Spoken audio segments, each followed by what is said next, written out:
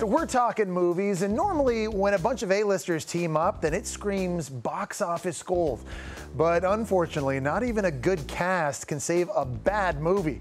And today, we're counting down some of these big screen disasters with my pal from ESPN and host of the movie podcast Cinephile, Adnan Virk. So Adnan, we have an all-female Ocean's 8 cast coming out in their movie this summer with stars like Sandra Bullock, Kate Blanchett, even Rihanna. But when it comes to the trilogy that came before it, one of them just doesn't measure up with the other two. So which Ocean's film are we talking about here? Yeah, Ocean's 12, unfortunately, Jesse, the one right in the middle was a disappointment. In fact, they go overseas, but they might as well have gone to the moon because this movie nobody wanted to be a part of. At one point, Julia Roberts shows up playing Julia Roberts, and Bruce Willis shows up. Unless he's John McClane from Die Hard, there's really no reason Bruce Willis should be in his movie. Thankfully, Ocean's 11 and Ocean's 13 were good. The middle one, not so much. All right, so we know George Clooney, he's a machine. He may be an Oscar winner, but he also has 2 movies on our list.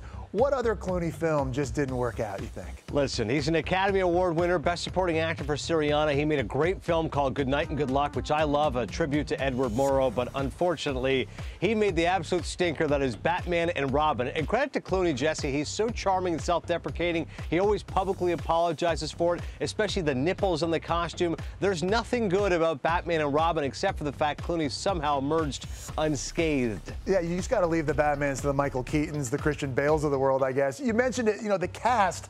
I feel like they've been apologizing for this movie for years now, but clearly it didn't hurt Clooney's career. What about the rest of the cast from that movie? I think the rest of the cast realized that this is one of those movies you just don't want to ever really be a part of, and you kind of want to separate yourself. When it comes to Batman, as you mentioned, he's such an iconic character. Thankfully, Christopher Nolan brought that respect and cred back to him with, as you mentioned, the Christian Bale movies. That's a Dark Knight trilogy everybody is proud of. Okay, next up, we've got the movie Aloha. It was from the same writer and director as Jerry Maguire. It starred Bradley Cooper, Emma Stone. It takes place in Hawaii. It all sounds like it's going to be great, but how did this one go so wrong? You're right. Cameron Crowe is where you start and unfortunately finish, Jesse. He's a talented writer-director, but with a cast like Bradley Cooper, and he's got Rachel McAdams, Emma Stone, Alec Baldwin, John Krasinski, Danny McBride. But unfortunately, the plot goes nowhere. How can you set a movie in Hawaii and then it takes place in space? And the most egregious move here, casting Emma Stone playing an Asian woman. What are we doing? Okay, let's stick with Emma Stone for a second. A favorite on-screen duo so many people have, Ryan Gosling and Emma Stone. We've seen big-time hits, Crazy Stupid Love, of course, La La Land. But in between those movies, they had a bad movie together. Yeah, Gangster Squad. I don't know what anybody was thinking in this movie, but you're right. Their chemistry is undeniable. Ryan Gosling, much like yourself, a great song and dance man. He showed that in La La Land. But after this movie, he was so despondent, Jesse. Even he said he had to take a look inward and said, I got to start questioning my choices when it comes to acting. That's how atrocious this movie was and how much it affected him personally putting it out there. But thankfully, a good London, Ontario boy, he's bounced back since then. Yeah, Canadians always bounce back, just like on Power Plays, too. Okay, Adnan, next up, we have 3 different movies with a massive star-studded cast. Valentine's Day, New Year's Eve, Mother's Day. What can you tell us about these movies? The problem is that these are all wonderful holidays that should all be celebrated with family and friends, but for some reason as movies, they're awful. They're absolutely abysmal. It's as if Hollywood gets these wonderful actors, big name casts, and then just figures out that, okay, well, the holiday itself will sell the movie, but it doesn't. They're all really bad. I mean, even Labor Day was really bad. How can you make a movie about Labor Day when they tried that with James Brolin and Kate Winslet as well? I'm waiting for Confederation Day. You, me, Drake, Avril Lavigne, Jim Carrey, Mike Myers, maybe that'll have some legs north of the border.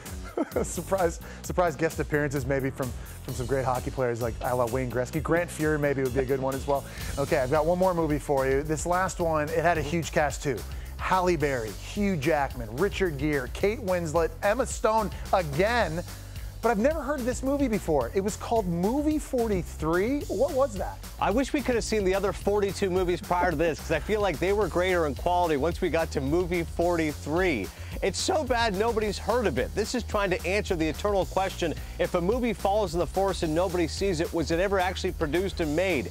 In the case of movie 43, I guess so, but ask anybody who has actually had the misfortune to see it, and they'll tell you it's an absolute train wreck. You mentioned that kind of star power. How can it all go wrong? You tell me with movie 43. Yeah, I don't know. Hugh Jackman, Halle Berry, great in Swordfish, just not movie 43. We'll pass on that. Adnan, as always, thanks so much for being with us, and of course, be sure to download his movie podcast, Cinephile, available on the ESPN app and iTunes.